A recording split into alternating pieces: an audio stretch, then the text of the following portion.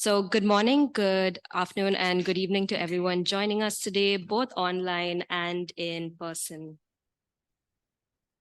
Before I begin, I just want to make sure everyone can hear me in the room. Just maybe do a thumbs up. Yes, okay. Wear your headsets. And can everyone hear us online as well? Ms. Sheila, maybe you could give us a thumbs up if you can hear us. Ms. Sheila, can you hear us clearly? Okay, perfect. So my name is Sharon and I'm one of your hosts for this side event. And given that today's event is a hybrid, my co-hosts and our other panelists are joining us from the Philippines. So they can see us right now. The camera is up there. So maybe we just give them a quick wave to say, hi guys in the Philippines.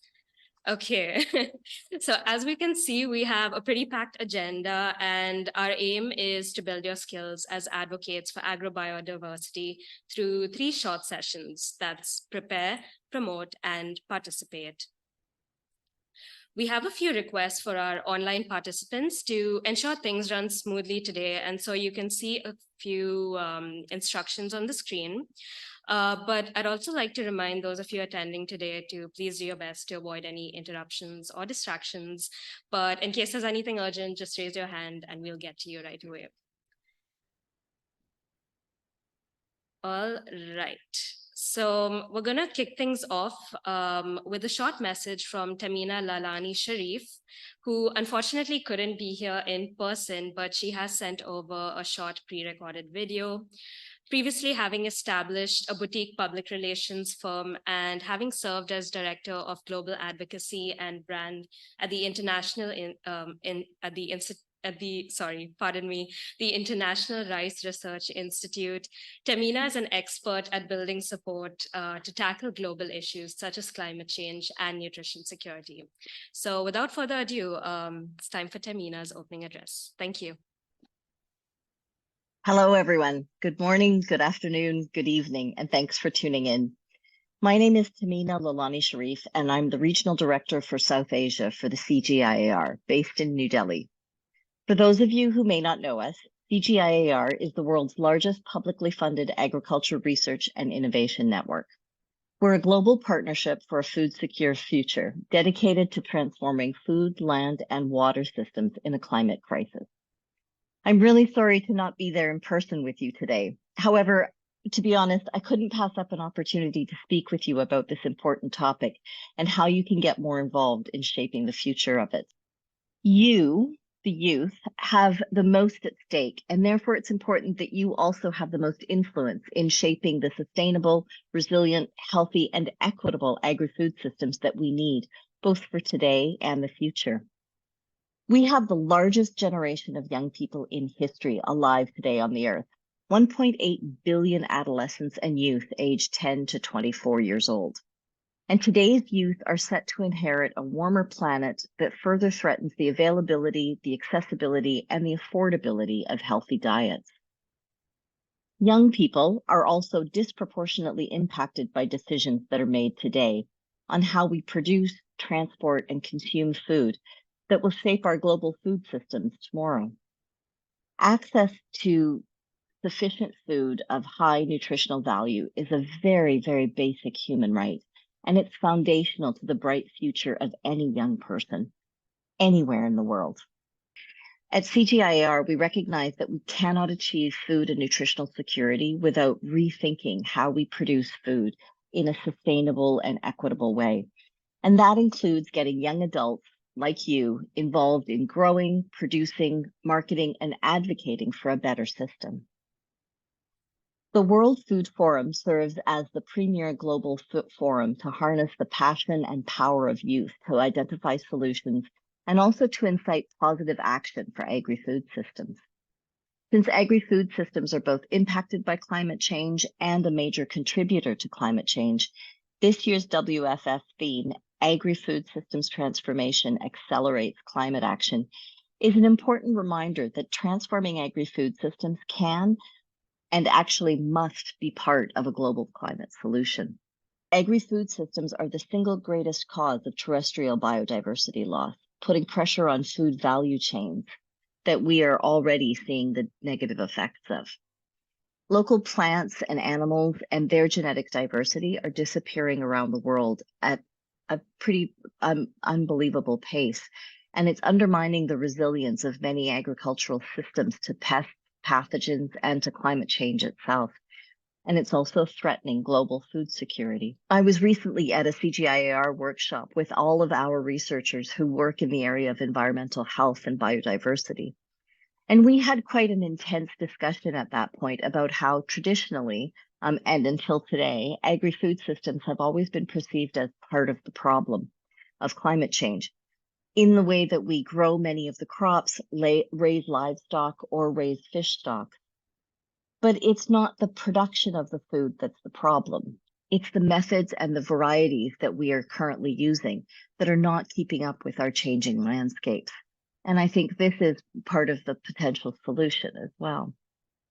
One way that we can transform agri-food systems is by enhancing agrobiodiversity, the wealth of animals, plants, microorganisms that contribute to food and agriculture globally. In the Philippines, there is growing support around agrobiodiversity, specifically for indigenous fruits and vegetables. And today, we're going to be joined by 3 advocates of the same. Agrobiodiversity can help us shift towards sustainable agri-food systems that nourish people and nurture the planet. There is a need to increase access to quality, resilient, and nutritious diverse ranges of traditional and indigenous cultivars. And their adaptability, plasticity, and resilience to stresses provide farmers with the needed cropping strategies to confront climate change. So I'm really pleased to see that you are all participating in this side event. And this side event is really going to aim to familiarize you with the concept of agrobiodiversity and to give you the tools that are required to actively participate in agri-food systems transformation by becoming advocates for agrobiodiversity on social media platforms. I'm sure many of you would agree with me that really social media has the power to bring local knowledge and experience into a wider international social and professional online network, with also with the potential to mobilize millions of youth. I strongly believe that informed, evidence-based advocacy is one of the best ways for us to transform the food systems that will nourish us and create the future that we want to live in. Thank you very much, and I hope that you have a great side event. Okay. Thank you, Tamina, for setting the stage for our side event. I'm feeling pretty motivated to work towards the transformation of agri-food systems, and I hope you are too. Just a reminder for everyone who joined us recently to please wear your headset so you can hear us clearly. And now on to the prepare section of our side event. So we're just going to open a Mentimeter link. Just a moment. Okay.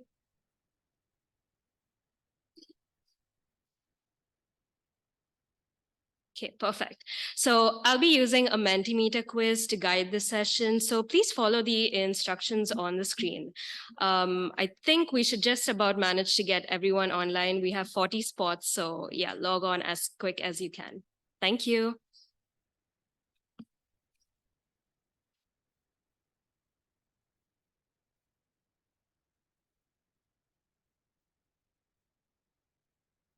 Okay.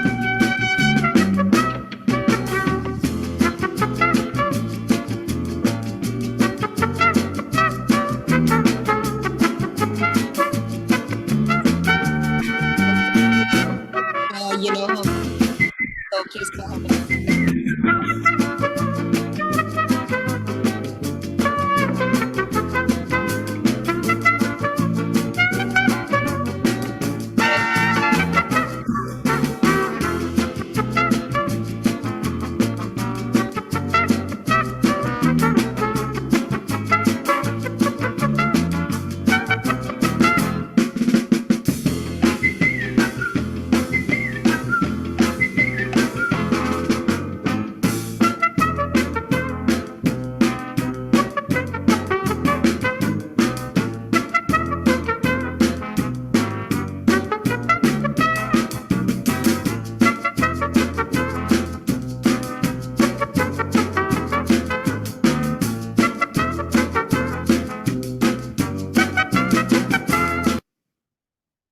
Either way, believe it or not, so just 9 out of more than 6,000 different plant species that are cultivated for food make up more than 66% of our total crop production.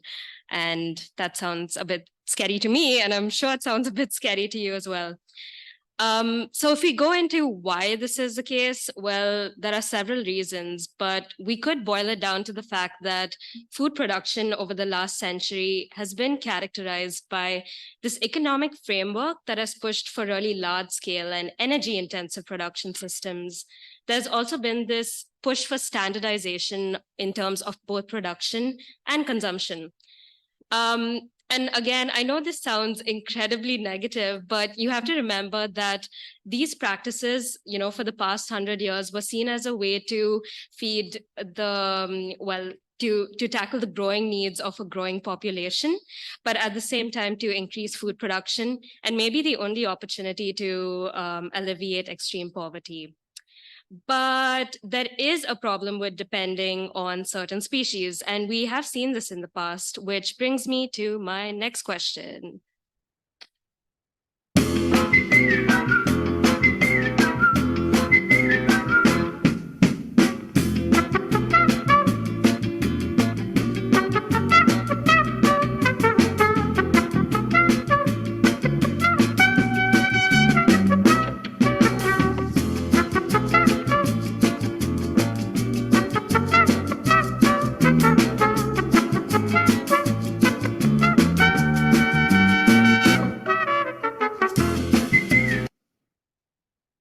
Okay, so I see most of y'all did pretty well with that, and I see you're smiling because you're from Peru, and we were just having a discussion about how great potatoes are prior to this.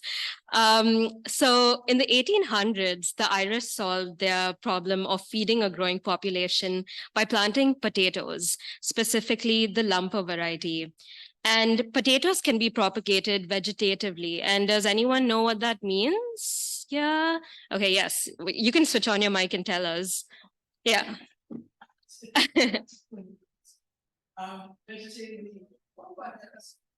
So the idea being, okay, I just need to press it once.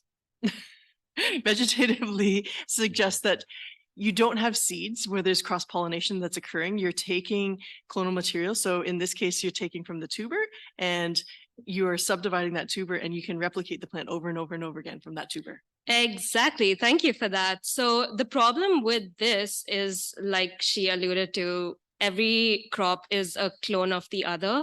And so that means that they are genetically identical to each other, which also means they are susceptible to the same rot that turns non-resistant potatoes to inedible slime. Now, although the Irish famine had many causes, the harm could have been minimized had there been more variation in the genetics of the potatoes present. So this means that there would have been some potatoes, as you can see in the figure, that would have been able to carry the people through the epidemic. Now, this is just one reason why agrobiodiversity is important, and we're going to go into the next reason after the following question.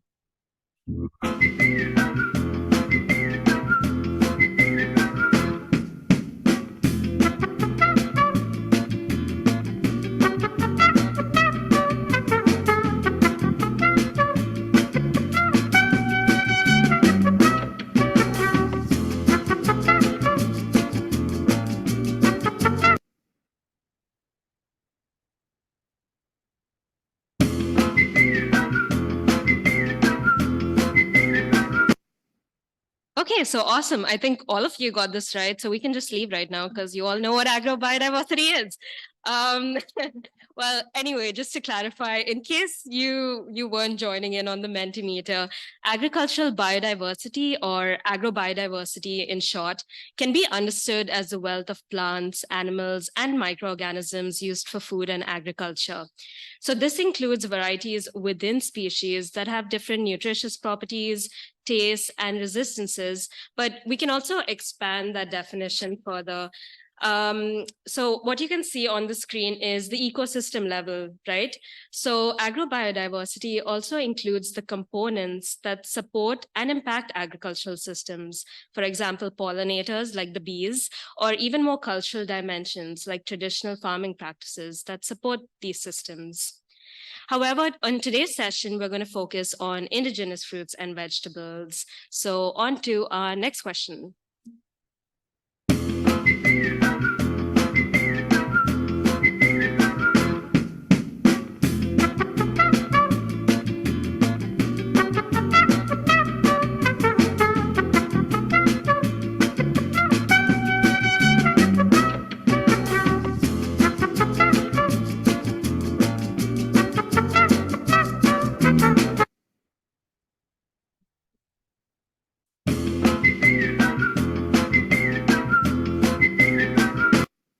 All right, so I see 12 of you didn't know what that is, and that's absolutely fine. And it is the reason why we're here today. So the term indigenous food can refer to either a species or variety that is naturally occurring or indigenous in a particular geographic place.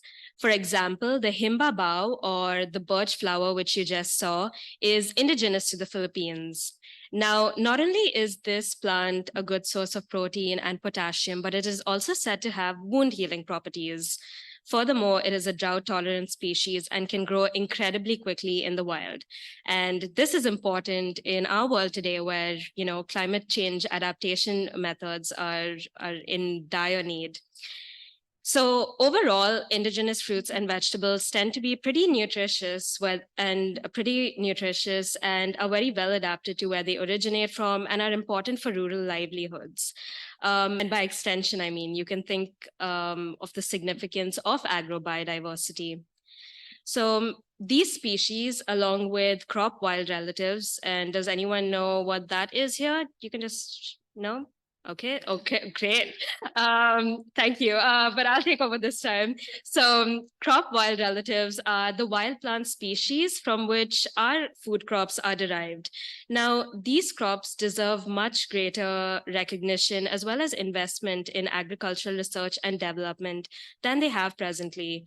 And these are the priorities of CGIAR's FRESH initiative, which is also known as the Fruit and Vegetables for Sustainable Healthy Diets initiative. But I do need your help, which brings us to our next slide. Today's youth, that's you, are the future of tomorrow. So we can only improve agrobiodiversity with your help as producers, as consumers, and as advocates, which is why we have our session today. You have the power to drive demand and to support producers of indigenous vegetables and fruits, especially with social media. So without further ado, let's jump into our next session. Okay, Diana Jean, the floor is yours. Thank you. Wow, thank you, Sharon. So that's a very interactive session, right, guys? I for sure everyone enjoyed because I myself enjoyed your sessions, Sharon. So thank you again. So hello everyone. Good morning, good afternoon, and good evening. So let's move on now to our next session. So for everyone's information, our next session is called the promote session. So why is it promote? Because in this session, we will hear from two agrobiodiversity advocates from the Philippines. So they will share with us how they promote agrobiodiversity through social media platforms and engagement of youth, which for sure interests you. So let us not delay this any further. Let me call on our panelists. So we have here with us today Mr. John Sherwin Felix, a food heritage and biodiversity advocate and the founder of Localpedia. Also, joining us today is Mr. Monsini Munir Hinay, a champion on local food system solutions, co-founder, president, and the CEO of the Kids Who Farm Sustainable Food Systems Incorporated.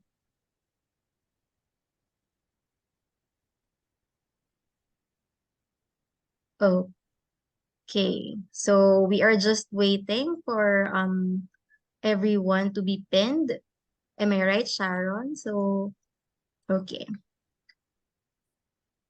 So, hello to our two panelists from the Philippines. Good afternoon. Hello, good afternoon, everyone. Assalamualaikum. Okay, so yes, thank you. Thank you for joining. So all right, I think we are already complete. So let me start with our first questions. So of course we are very curious.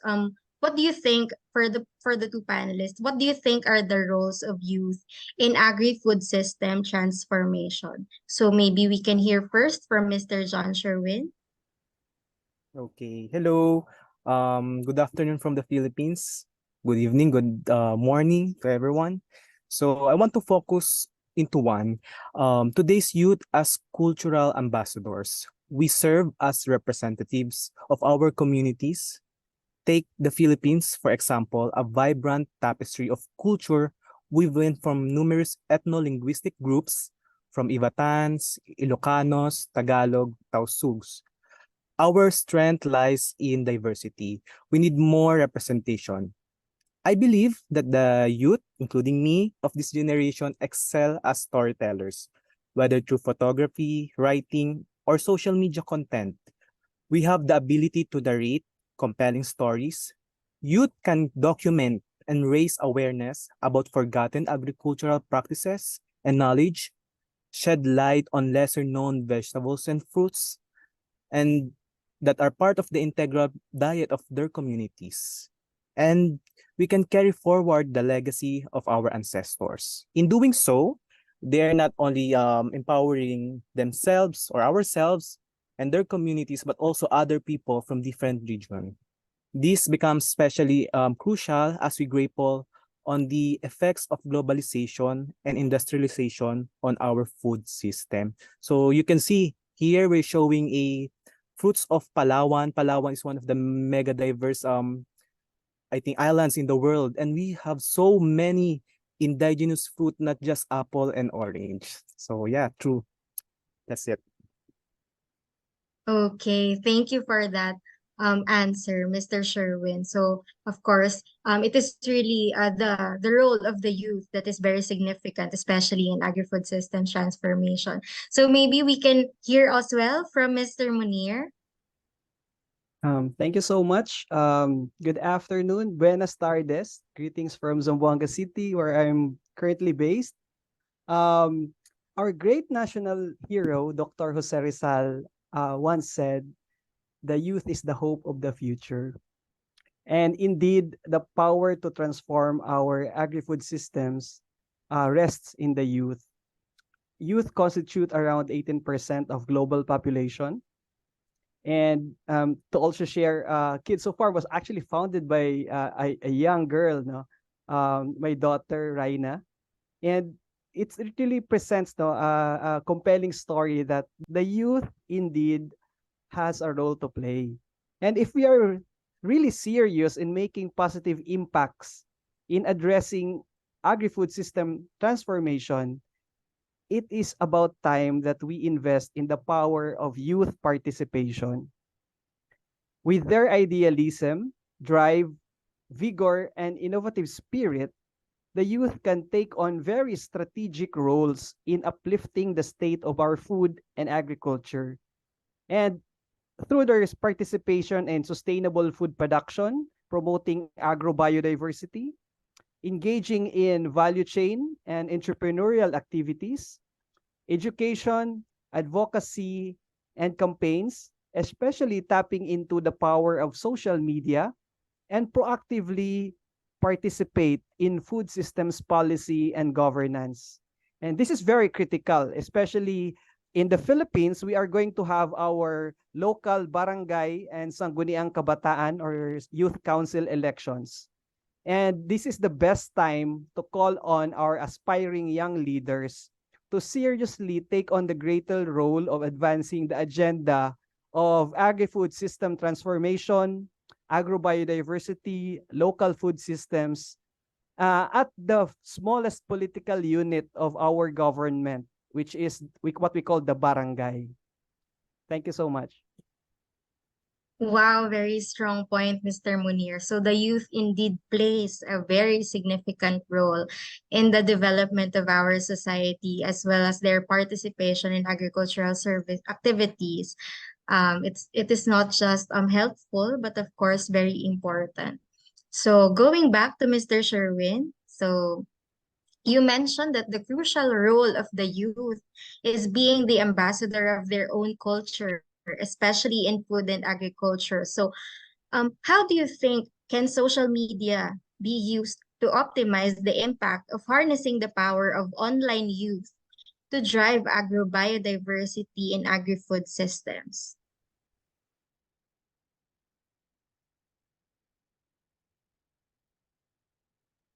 Mr. Sherwin, I think you are on mute.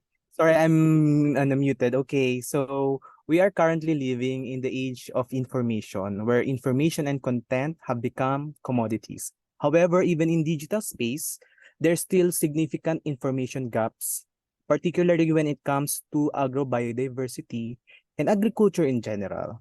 Fortunately, social media can be a powerful tool in addressing these problems. Social media enables widespread knowledge dissemination. Platforms like Instagram, Twitter, and TikTok allow us to share various formats, such as videos, reels, infographic, photos, and other interactive content that is appealing and easily digestible by the masses. But also, we can create niche content that caters for specific audience. For example, me, I document indigenous ingredients in the Philippines, which may be not as popular for subject for everyone, but it has an audience. In addition, we can also use these platforms to fight misinformation and disinformation. For example, a lot of people think that the Philippine food heritage and food biodiversity is not as rich compared to other countries. People from other countries and even my fellow Filipinos believe this. But however, through Localpedia, I was able to contribute in fighting this false belief. So imagine we have so many wild and cultivated species of plants and animals. We have a durian, we have a red durian called dugyan. We even have a type of mango called baluno with white flesh. Most people think mangoes are only yellow flesh. We have native raspberries and blueberries, which people think only exist outside the country. And we have dozens of edible indigenous flowers, weeds, and the biodiversity goes on. So social media also has the power to foster a sense of community. Experts from various fields, young enthusiasts, and farmers from different parts of the country can now connect seamlessly. These online groups serve as an avenue for knowledge, exchange, and collaboration among experts and young enthusiasts, cultivating a dynamic online ecosystem for agrobiodiversity. For example, as a young advocate like me, social media groups such as Philippine Native Tree Enthusiasts or even the Gardening for Food on Facebook have been instrumental in enhancing my understanding on Philippine biodiversity.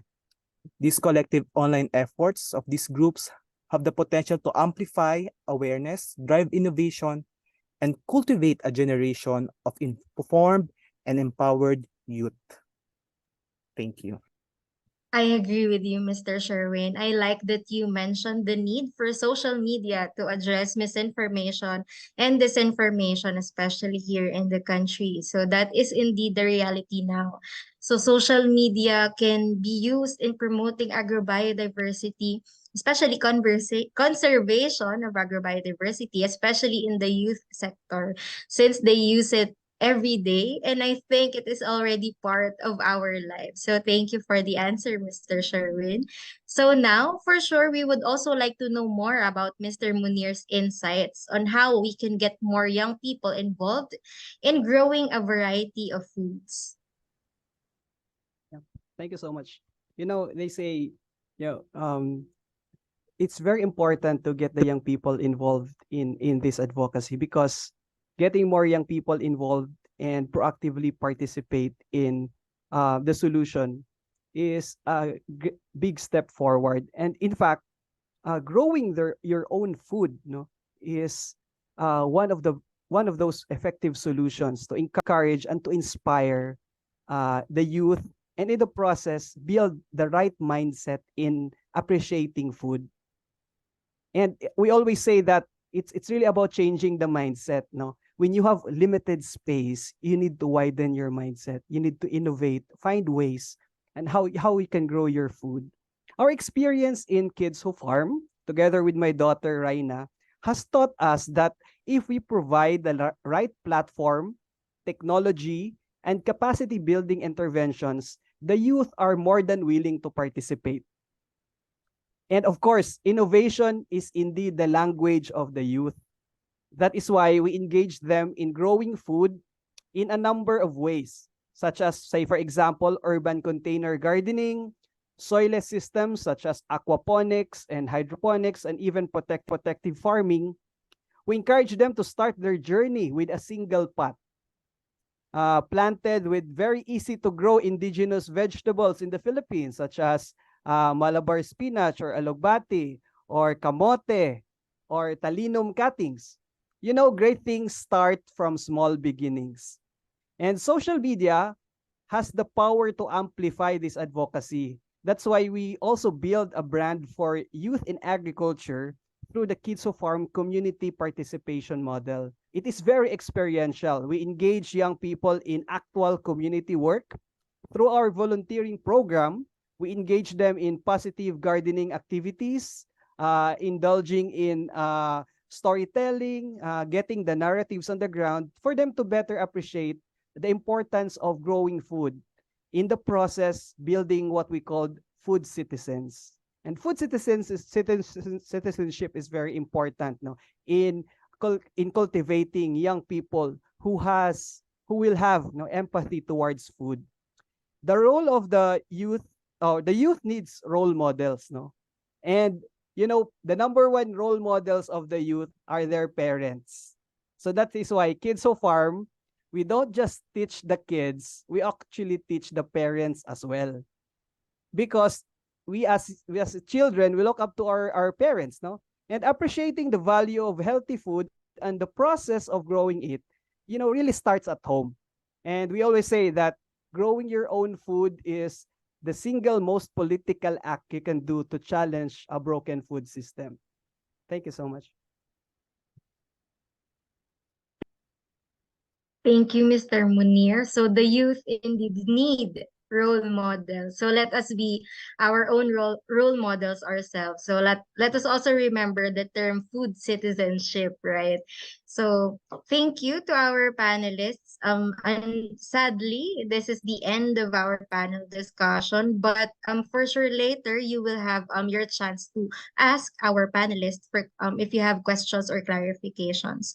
So okay, thank you. So for our final session for today's session, allow me to introduce to you two incredibly driven and passionate young women who are champions of affordable, healthy diets for all. So we have Miss Francine G. Prades, a volunteer from the Food and Nutrition Youth Network Philippines. And of course, we also have here Miss Shanaris Tamondong, the Project Associate for Food Security and Nutrition of the International Institute of Rural Reconstruction, or IIRR. Thank you so much, Diana. And we hope you had fun in the panel earlier with John Felix and Mr. Munir. Mabuhay from the youth advocates here in the Philippines. I am Francine Prades, a youth nutrition champion. And today I will be representing the Food and Nutrition Youth Network Philippines to present a very special youth toolkit. In FNYN, we strive to encourage young people to pursue or strengthen their advocacy work in the areas of agriculture, nutrition, and environment through engaging in interactive activities that we do during our gatherings. With this, in true FNYN fashion, we would like to start things off with an interactive segment we like to call the Palenque Challenge. So, fun fact, the word palenque is a local variant of the Spanish word palenque and is a type of public market common throughout the Philippines. So you could say that this activity is a shopping challenge of sorts. So let's go to our palenque scene. Imagine you find yourself in a local palenque or something similar in your country. So this is the scene you'll be looking at. There's a wide assortment of meat, fish, fruits, vegetables, and mostly indigenous produce. People are going from stall to stall, and there's a buzz as shoppers are haggling to get the best prices. Like them, you too want to buy the best ingredients for a meal for your family of 3 people. So take note of that. You have a family of 3 people. However, upon checking your wallet, you see that you only have, can you guess how much you have in your wallet? You only have $12. So to show you the ingredients in a bit, so that's the things you need to remember. Have $12 and have family of 3. And these are the ingredients that you need to pick out. So we will give you 1 minute to come up with a meal and pick out the ingredients you would need by taking a screenshot of each ingredient on your phone or any device that you're currently using. Sort of as if you're picking out ingredients when you go to the market and putting it in your basket, or what we call the bayong in the Philippines. So you just have to take a picture, put it in your phone or your gadget, and take note of it as you think about the meal that you're going to prepare. So of course, you have to make sure that it is within your $12 budget. So are you all ready for that 1 minute activity?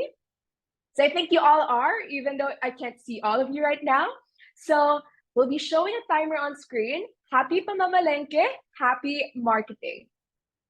So I'm sure you are all able to come up with an affordable, healthy dish or dishes for your family, and you're excited to hear some of them through a recipe reveal. So for this recipe reveal, can we get a volunteer from the audience? If others would like to share their answers, can type their meals in the group chat, as well as what total they come up with and what ingredients they would be using.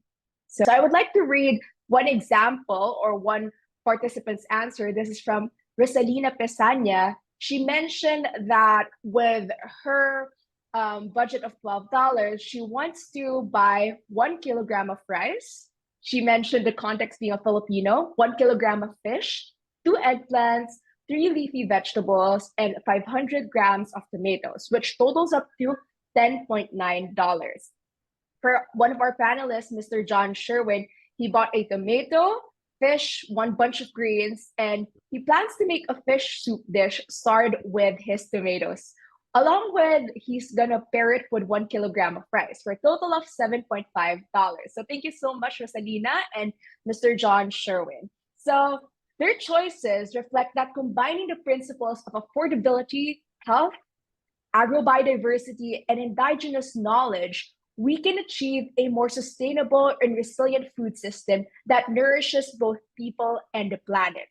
So through the integration of affordable, healthy diets and agrobiodiversity conservation and the utilization of indigenous fruits and vegetables, we can address nutritional challenges, protect biodiversity, and foster community well-being. So what do we have on our screen? The activity we just did is a modified version of one of the activities available in the Serving of Sustainability What's on Your Plate toolkit, which I will be presenting today. This is a youth toolkit for affordable, healthy diets and agrobiodiversity conservation through indigenous fruits and vegetables. You may wish to scan the QR code on screen to access the toolkit so you can browse through its features and content as we go along my presentation. So this toolkit was specifically crafted to empower young individuals to become agents of change in promoting sustainable food practices, advocating for affordable and nutritious diets, and conserving agrobiodiversity.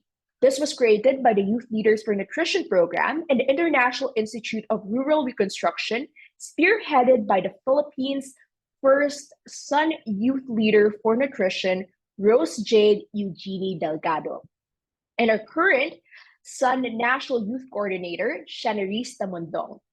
This was officially launched virtually in July 2023 during the Philippines National Nutrition Month celebration.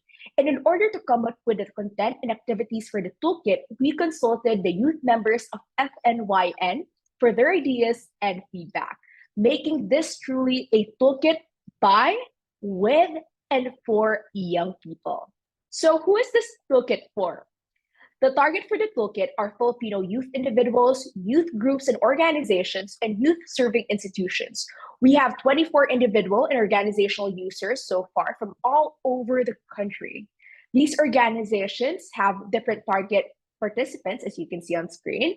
Although the content of the toolkit is targeted at Filipino youth, if you plan to use it as a reference or wish to do some of the activities, you can always tailor fit it to your country's setting. So in each section, you have activities for an individual or by group, so you can choose how you want to do those activities.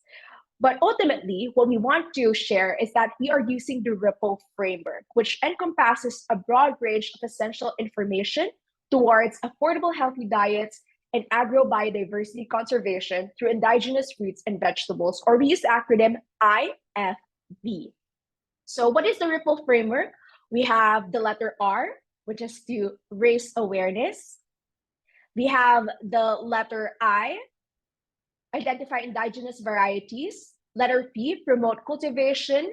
Another P, which is prepare nutritious and delicious recipes. Letter L, leverage local knowledge. And letter E, community action. So moving on, let's find out what this toolkit has. So we'll just do a quick run through the Ripple framework, as you can see on screen. So those are the key messages of the Ripple framework. So you have their youth engagement, local farming, sustainable development through young people, gardening, as well as diverse diets. We also have on the next screen, promotion of food gardens, the importance of buying local goods, agrobiodiversity for food security, indigenous and local crops, and preservation of culinary heritage. So how do we use this? There are 3 easy steps. First, you access the toolkit through the QR code. So we'll show it again. You can see there on link and QR code. Second, you read, plan, and conduct. So you tailor fit it to your needs and bring it back to your community. And third, speaking of communities, join our Facebook community. We have another QR code here. Join our Youth Ripple for food security and nutrition. So that's it for the FNYN and the Serving Up Sustainability What's on Your Plate toolkit. If you have questions or you need access to our resources, you may contact us through the information flashed on screen. So there you go. On behalf of the FNYN, IIRR, Sun CSN, and the Sun Youth Leaders for Nutrition Program, thank you so much and more power to young people. Thank you so much, Francine and Shan, for that primer on the Serving Up Sustainability Toolkit. I think we might not have time for questions, unfortunately, but I'm going to be right outside the room. So if anyone here wants to reach out to me, feel free to do that. We're also going to leave our email addresses at the end, so you can reach out to us there. I'm now going to pass on the floor to Shanna Reese, who's going to wrap up our session for today. Thank you. Great, thanks, Sharon. So yeah, as we conclude this enlightening side event, I hope we all depart filled with hope and optimism. Today, we delve deep into the profound impact of agrobiodiversity and the immense potential of social media. Indeed, we, the youth, we are the future, but I believe that we are also the present and we are the now. So agrobiodiversity isn't just a mere theory. It's a tangible part of our daily lives, and it paves the way for our future. Our over-reliance on a limited set of crops poses a significant threat to food security and resilience, especially in the face of changing climate. Throughout today's discussion, we've learned about ongoing efforts and discovered tools to reverse this worrying trend. Indigenous fruits and vegetables are valuable resources for building sustainable food systems. They offer resilience and vital to nutrition. Our focus on social media, as highlighted by our dynamic panelists, is equally transformative. It connects us on local and global levels and empowers us, the youth, as agents of change. We are already shaping the future through our online advocacy. However, isn't merely a discussion. It's also a call to action, much like the toolkit that we've shared. As we serve up sustainability, I hope we've all taken a moment to really reflect what's truly on our plate, what's on your plate. We've now become advocates for agrobiodiversity, informed consumers, producers, and social media influencers. Together, we possess the power to transform our food system for a brighter future. On behalf of the team, the Alliance of Bioversity International, and the International Institute of Rural Reconstruction, we extend our heartfelt gratitude to the World Food Forum, UNFAO. So yeah, can we give a round of applause and a virtual reactions to the team there with us in the Philippine room, in Rome, to the WFF team, of course, and volunteers. And also, we are equally appreciative of the Food and Nutrition Youth Network Philippines, the Kids Who Farm, the local pizza, and to all your support and participation, being here online with us and being there on site. So your participation have been very instrumental in this side event. The journey towards agrobiodiversity and sustainability is ongoing. Change begins with you. So stay engaged, stay connected, and continue advocating for agrobiodiversity. Thank you, everyone, again, both on-site and online, for being part of this transformative event. Your passion and dedication inspire hope for a sustainable future. Thank you for joining us. Take care and enjoy the rest of the WFF flagship event. Indeed, we echo food action is climate action. Thank you very much, everyone. Good morning, good afternoon, good evening.